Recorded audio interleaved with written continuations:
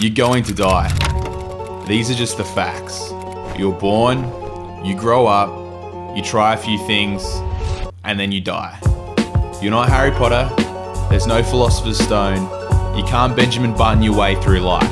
You're gonna die. So from the time you become aware that you don't have to crawl to get around to the time it hurts to open your eyes, you're that old and beat. What are you gonna do? How are you gonna occupy your time? What are you gonna make of yourself? This is not some stupid peer pressure filled rant to tell you that if you're not squeezing every single bit of orange juice out of life to a vacuum sealed bag, you're a loser. I'm not telling you you have to hustle every single day of your life. These are just the facts. You're gonna die. So how are you gonna occupy your time? What are you gonna be proud of? The places you travel? The hours you worked? The family you built? What are you gonna say fuck yeah to when you're on your deathbed and it hurts to open your eyes? Who cares about anyone else? What do you want? What do you want?